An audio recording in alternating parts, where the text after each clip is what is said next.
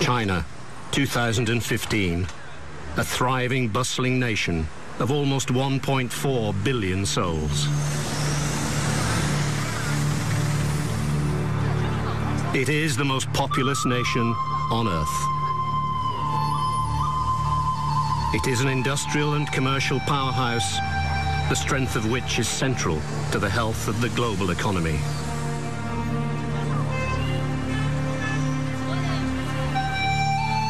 It is suggested that China has recently overtaken the United States as the world's largest economy.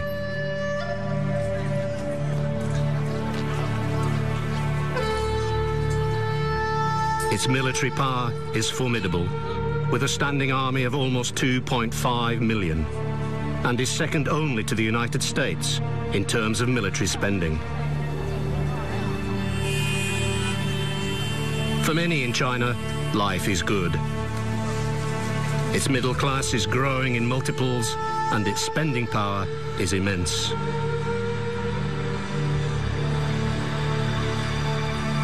For a few, life is very good indeed.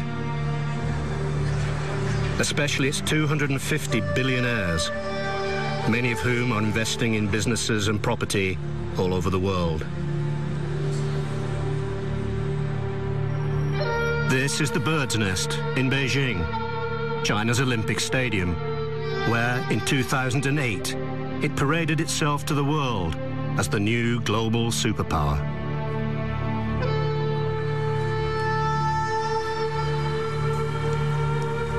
It was Napoleon who said, "Let China sleep, for when she awakes, the world will tremble." How right he was.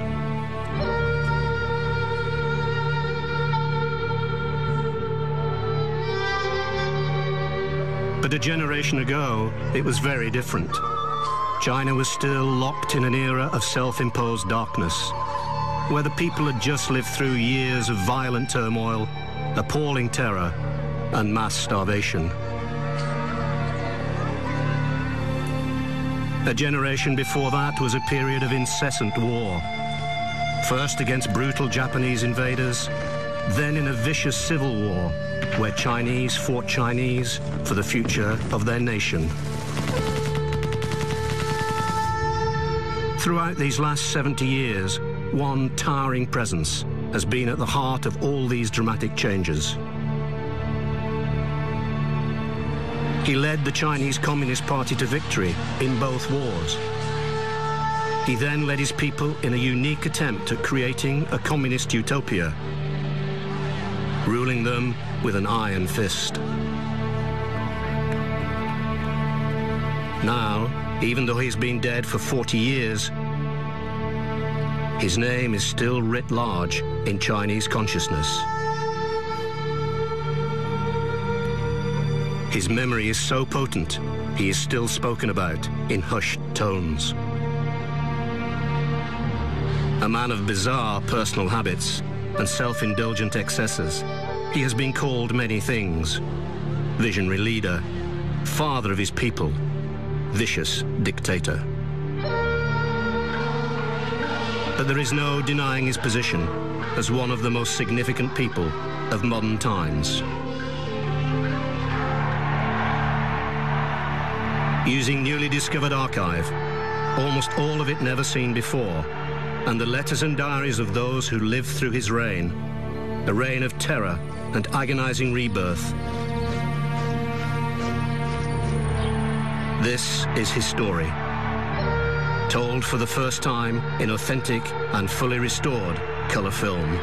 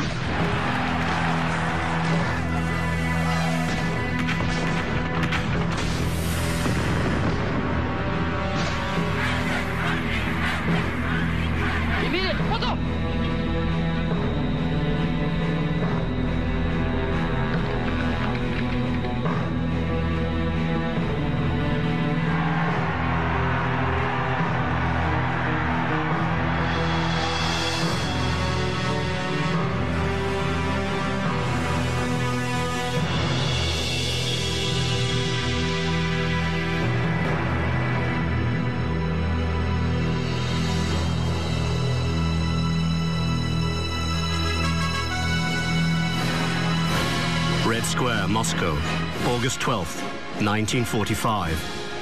A parade to celebrate the triumph of Allied forces against Nazi Germany. The Second World War is all but over.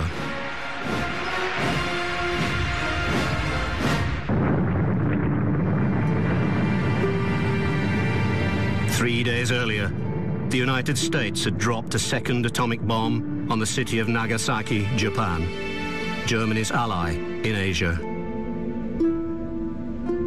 Its imperial dream over, the Japanese are on the verge of surrender.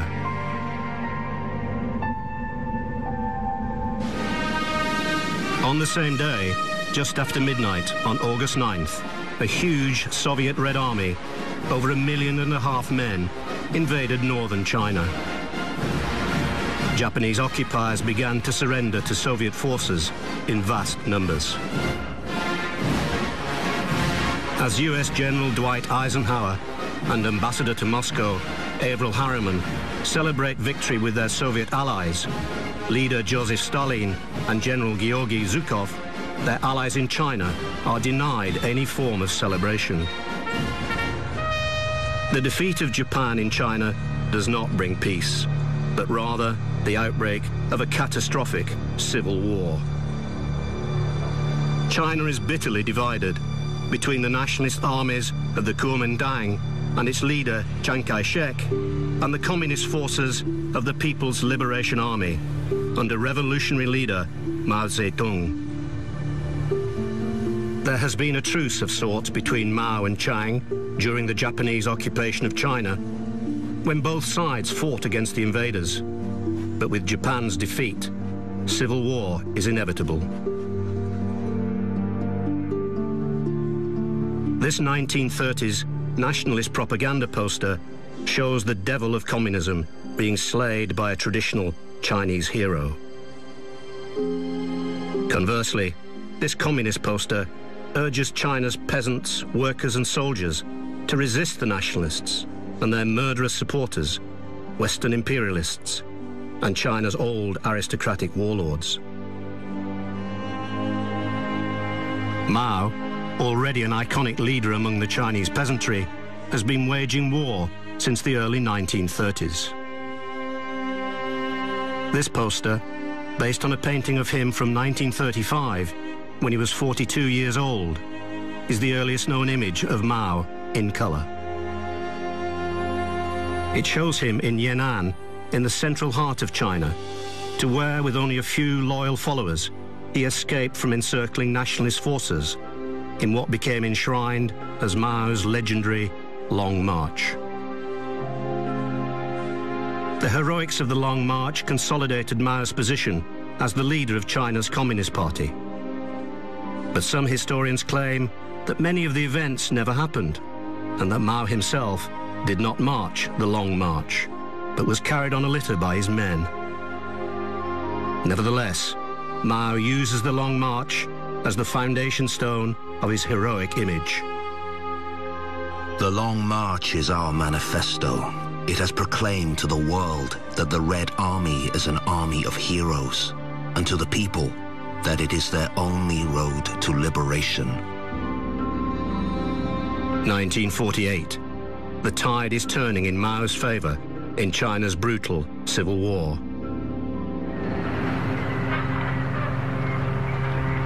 October.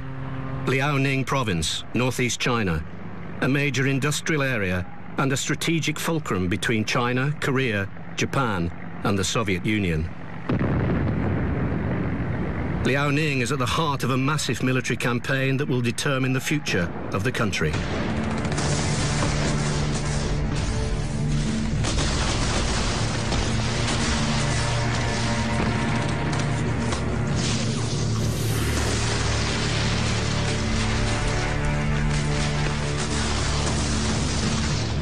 After months of ferocious fighting in Changchun and Shenyang, Chiang Kai-shek's army and the city's civilian populations are totally surrounded.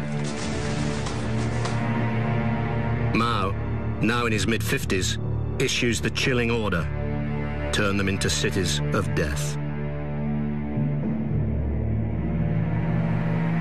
His military commander in the campaign, is Lin Biao, Mao's most trusted general.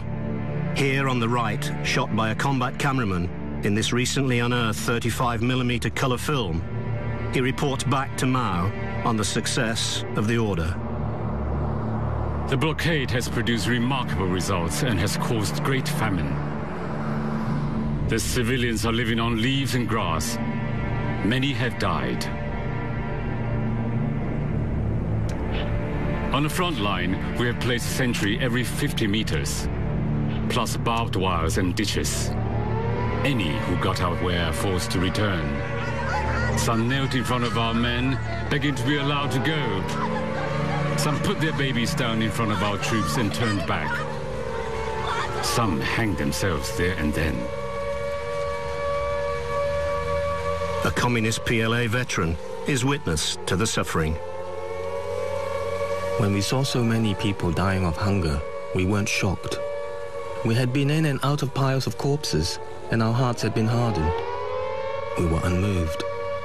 But when we moved into the city and saw what it was like, we were devastated. Many of us wept. A lot of us said, we are supposed to be fighting for the poor? Aren't these the bodies of poor people?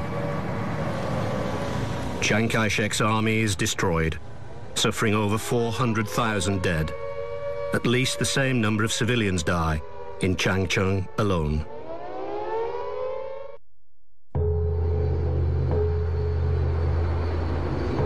(1948). China's civil war has reached a critical stage. Mao knows that to win, he must rely on deserters from Chiang Kai-shek's nationalist army.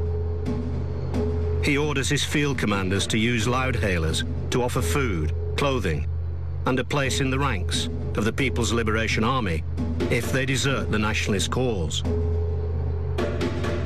He also orders that existing nationalist POWs are offered the same deal. His commanders, especially his political commissar, Deng Xiaoping, and his commander-in-chief, Marshal Liu Bosheng, are horrified by the potential risks. But Mao responds in the bluntest of terms. If you do not do as I ask, we cannot sustain our attacks and victory will slip away. Carry out your orders.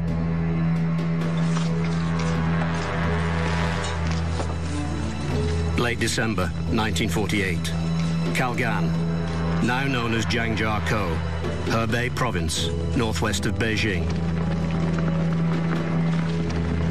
The PLA storms the city. Kalgan is occupied on December 24th. A series of battles across several provinces is underway, involving over 7 million men, including over 5 million armed peasants, fighting for the PLA.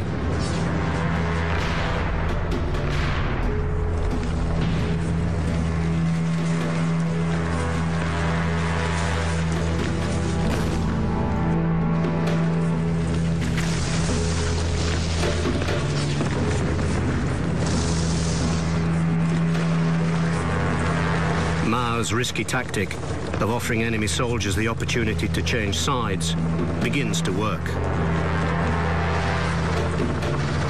Many of Chiang Kai-shek's men, including some of his senior commanders, begin to surrender.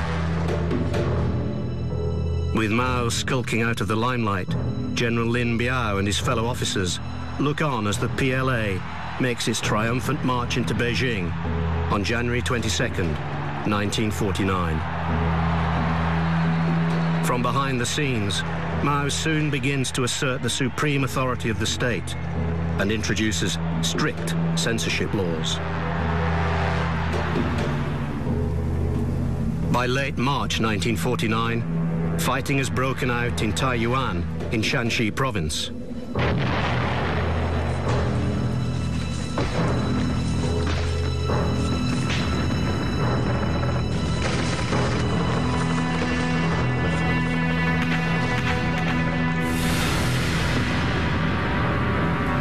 The city falls to the PLA on March 24th. On April 23rd, Nanjing falls. Chiang Kai-shek's government flees south to Guangzhou. as the PLA storms Chiang's headquarters.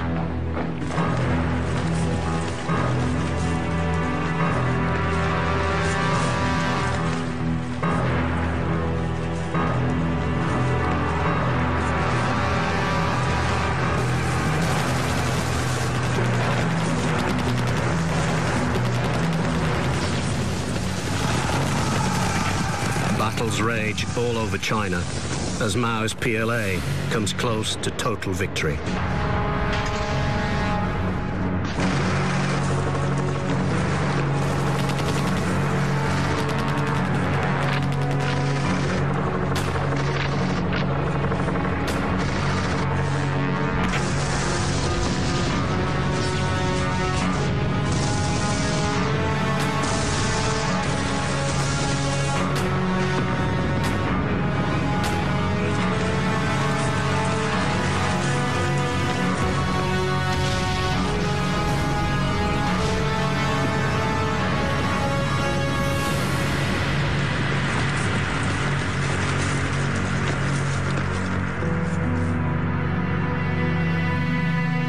On May 25th, Shanghai falls.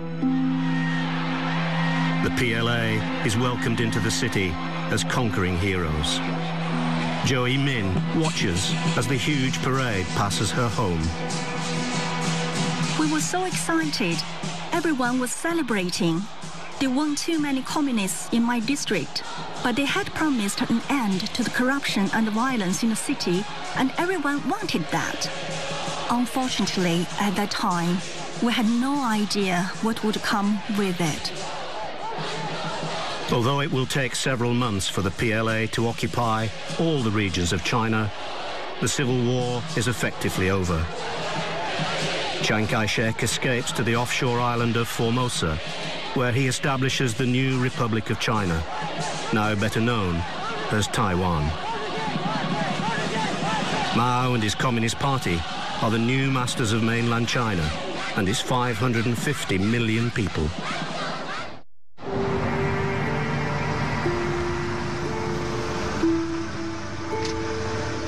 October 1st, 1949. Mao Zedong arrives in Tiananmen Square in Beijing to declare the formation of the People's Republic of China. He is already surrounded by several layers of tight security, a reflection of his paranoia about his personal safety. Madame Lo Fu, a friend of many years, goes to see him and his wife, Jian Qing, on the eve of the declaration. He was in high spirits. When I asked about his health, Jiang Qing said he was all right, except he would tremble when he saw strangers. At first, I didn't understand, and I said, "But he looks all right today." Then Mao interrupted with a smile.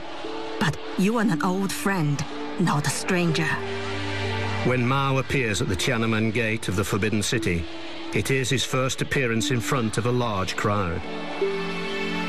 This unique colour film, with original sound, has only recently been found in the archives.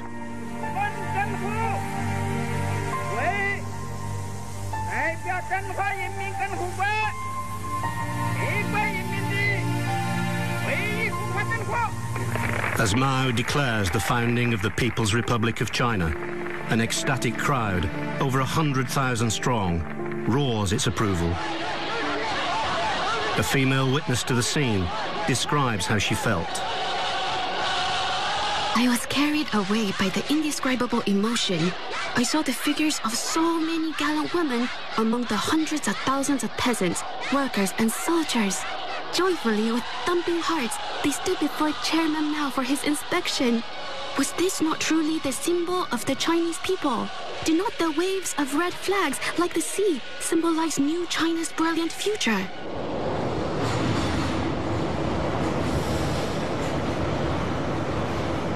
As Mao's People's Liberation Army wins more and more territory in China, he orders senior Communist Party officials into the newly conquered areas to begin the ideological cleansing of his people. His favorite enforcer is Kang Sheng, whose tactics are notoriously ruthless. Mao asks him to set a benchmark for others to follow in how to impose his communist ideology. Mao has isolated China from the world as he makes it undergo a brutal revolution. Mao's son, An-ning, is placed under Kang Sheng's tutelage so that he can understand how revolutionary change has to happen.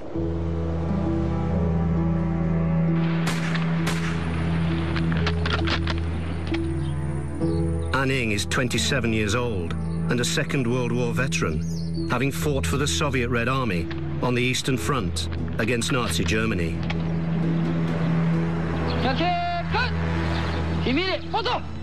He keeps a secret diary. Denunciations began. All the masses were told to raise their weapons and shout over and over again, "Kill, kill, kill." The rally ended with several people beaten to death. Some of the activists recruited were thugs and drags, former puppets of the Japanese invaders. A young party official witnesses many of these denunciations. 4 people were hanging from a rope by their wrists, watched by every man, woman, and child in the village. One of them was a female landlord. In fact, she hadn't got much land. They asked her where she had hidden the grain. I knew she didn't have any grain, but they insisted and beat her. Her blouse was ripped off. She had just had a baby, and her milk was dripping. The baby was crying and crawling on the ground, trying to lick up the milk. People lowered their heads and couldn't bear to look, but were forced to watch. If they refused, they would also be punished.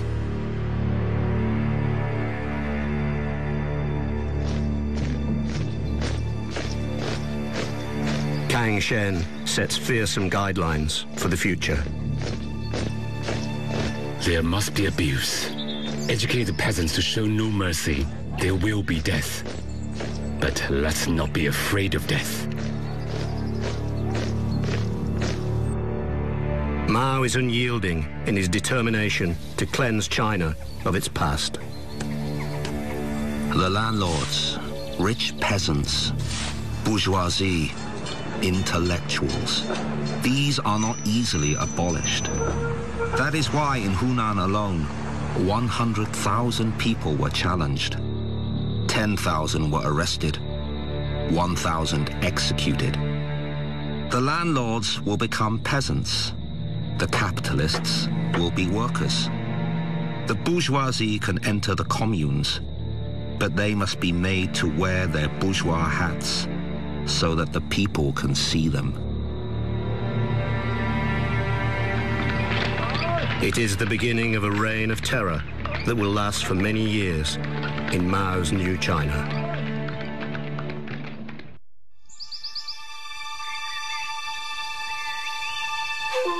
This remarkable 16mm colour film is shot by US military intelligence officer Stanley Dara in post-war China.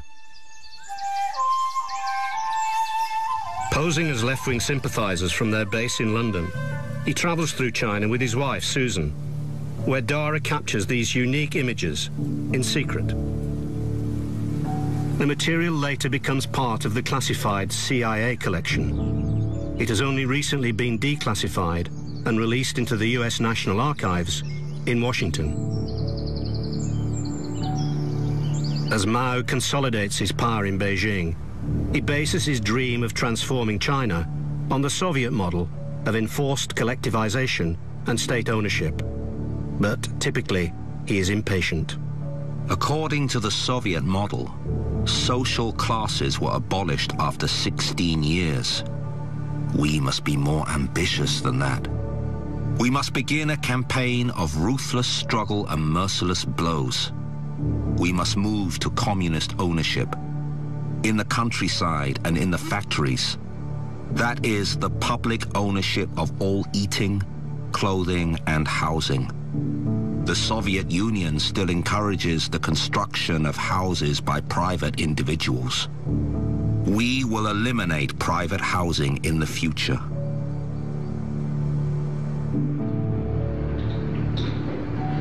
Aware that China is predominantly an impoverished agrarian society, Mao knows that he has to transform its industrial output from a series of cottage industries into large-scale production.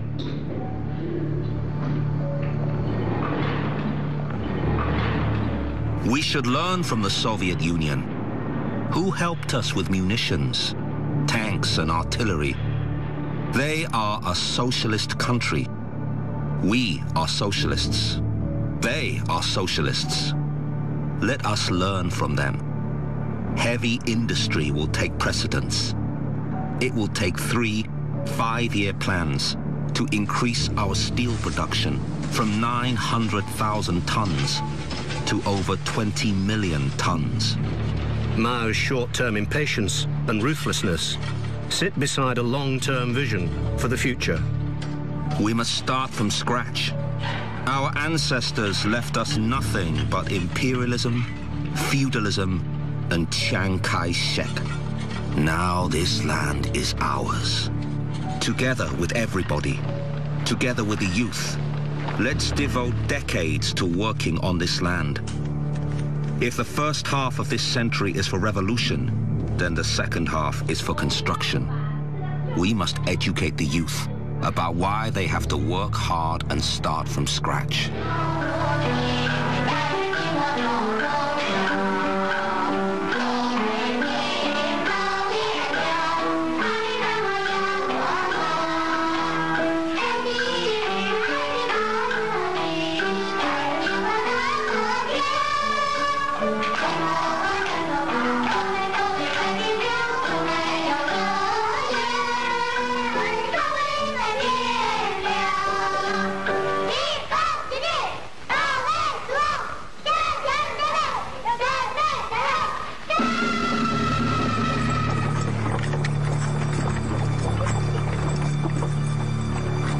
Mao's plan for China's future is draconian.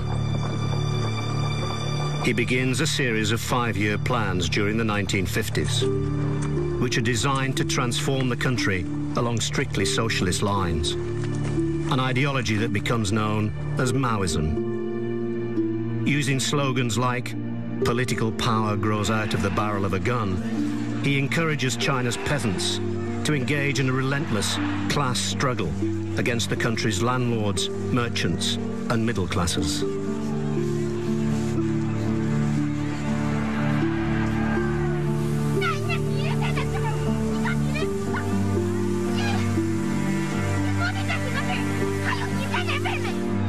In short, he encourages China to go to war with its past and anyone associated with it. Some positive things are achieved, like the eradication of drug trafficking, organized crime and prostitution, and corrupt foreign investment.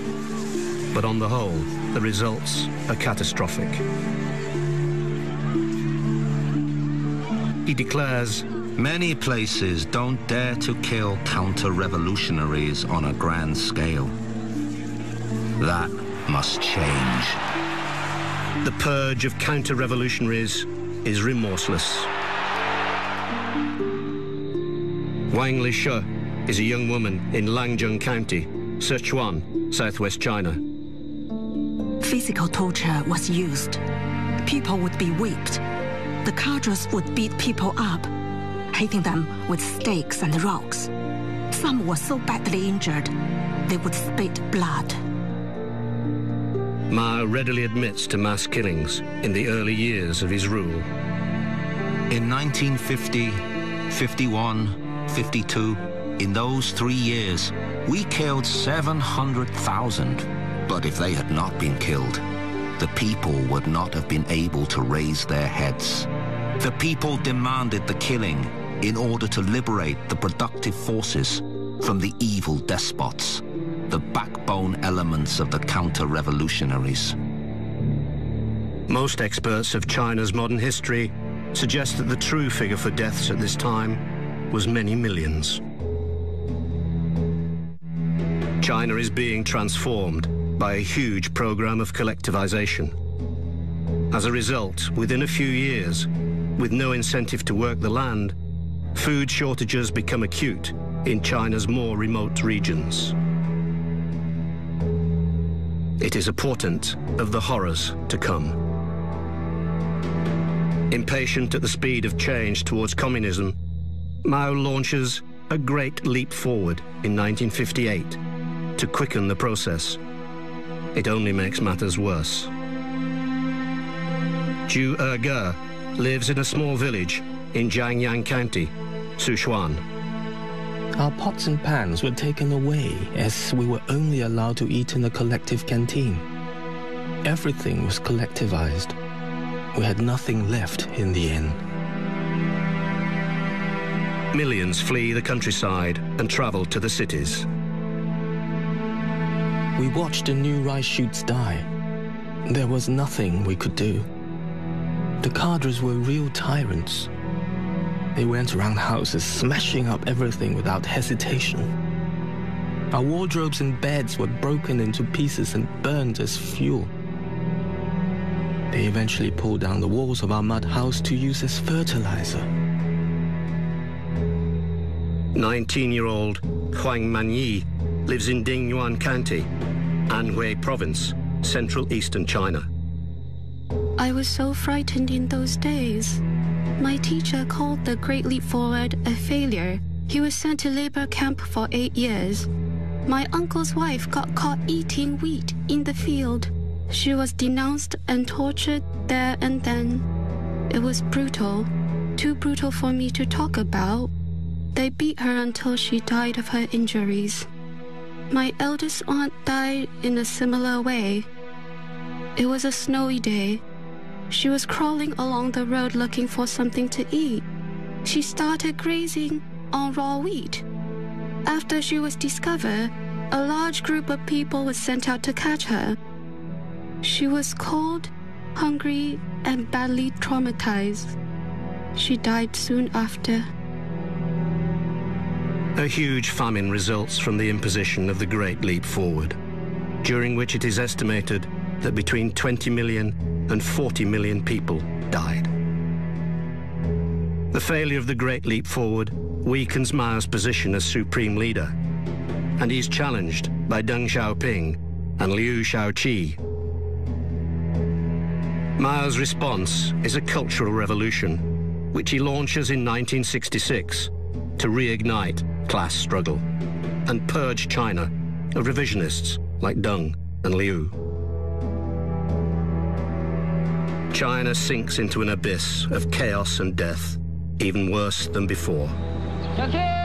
He unleashes millions of young Red Guards who are driven on by the diktats of Mao's Little Red Book, which demands that all revisionists be purged.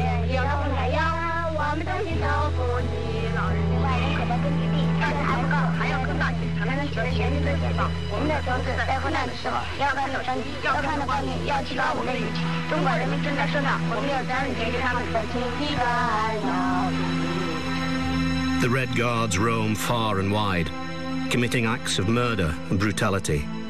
The country almost ceases to function amidst the terror. A 32-year-old bus conductor describes what it is like to become a victim of the repression of the Cultural Revolution at the hands of its notorious Red Guards. The Red Guards turned everything upside down. I saw a person beaten to death on 5th Street with my own eyes. A mass political debate was going on among the workers. The situation turned into a real war.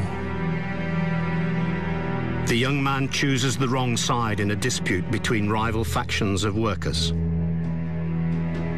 I was arrested by the Public Securities Bureau in 1970. I was tortured ferociously. They tied my hands behind my back and pushed them up almost to my ears. I could almost hear the sound of my muscles tearing apart and my blood vessels popping. It was worse than having my head chopped off. I didn't recover for 4 months. He survives the brutality of his torture, but is imprisoned for the next 22 years. Most victims of the Red Guards do not survive. Between 1 million and 3 million people die during the purges of the Cultural Revolution, as Mao reasserts his iron grip on China.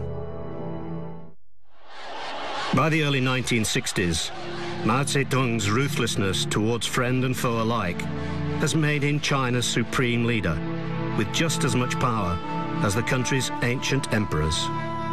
Li Jisui had been appointed as Mao's personal physician in 1954.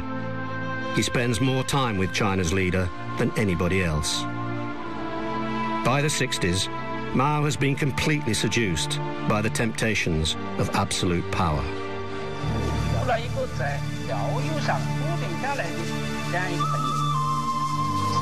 Li is shocked by Mao's many personal peculiarities. Mao never brushed his teeth. Like many peasants from southern China, he used tea to rinse out his mouth when he woke, eating the leaves after drinking the water. As the years went by, his teeth became blackened and began falling out. Fortunately, his lips covered those that remained. Even when he talked or smiled, few people noticed. Mao's fondness for an endless supply of young women, chosen for him wherever he goes, and his refusal to bathe disgust Li. I was nauseated. Mao's sexual indulgences, his sullying of so many naive and innocent young women, were almost more than I could bear. Mao becomes a carrier of venereal disease that refuses Li's suggested treatment and his plea for him to improve his personal hygiene, saying, "I wash myself in the bodies of my young women." But it is Mao's political hypocrisy that most disappoints Li.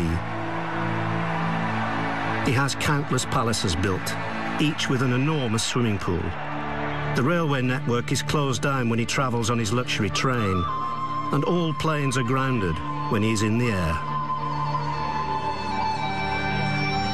I had grown to hate the hypocrisy around me, the touting of lofty communist principles while living a life of luxury, as the masses toiled, suffered, and died.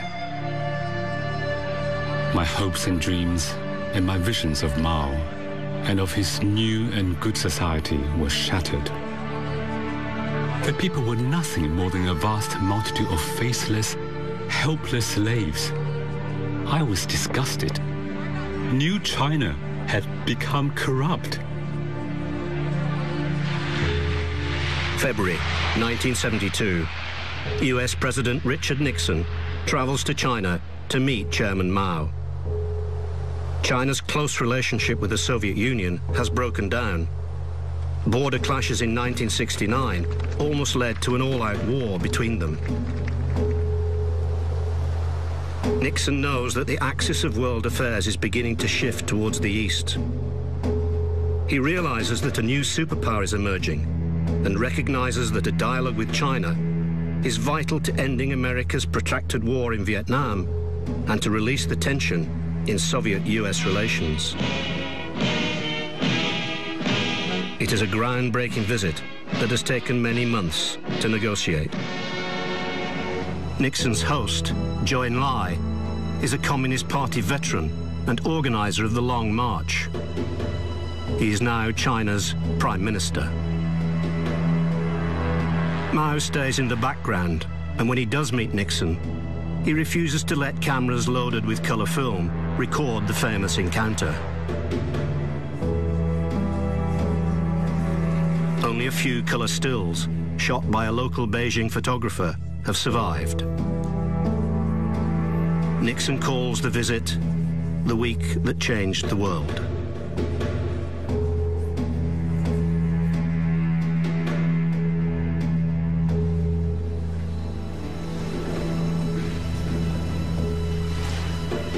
With his new relationship in place, Nixon has outmaneuvered the Soviets. A few months later, he travels to Moscow to meet Soviet leader Leonid Brezhnev. There they sign the first major agreement to limit the proliferation of nuclear weapons, the Strategic Arms Limitation Treaty.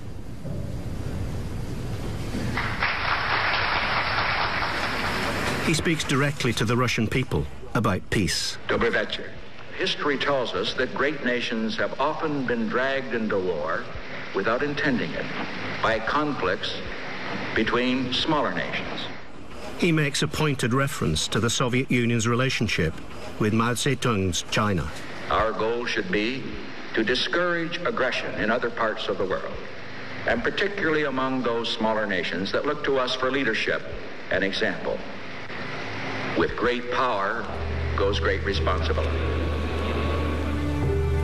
It is the beginning of the end of the Cold War and the emergence of a new world order, with China as a major player.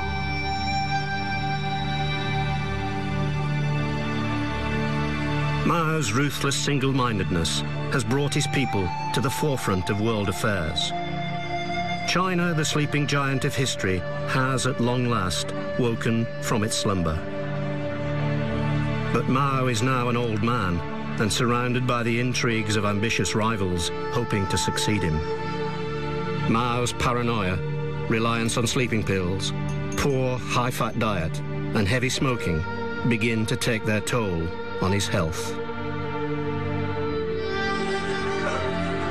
He suffers 3 major heart attacks in 1976 and dies on September 9th at the age of 82.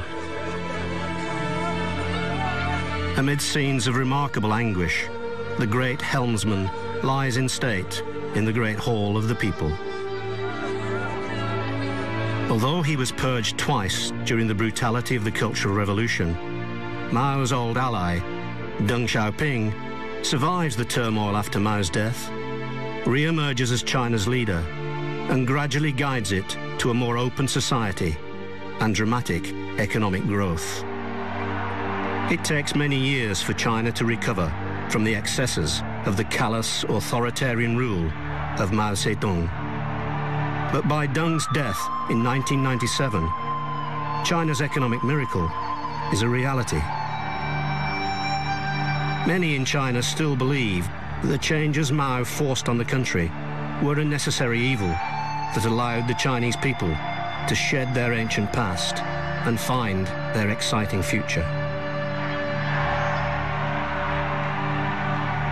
But in doing so, he made many millions of them pay the ultimate price.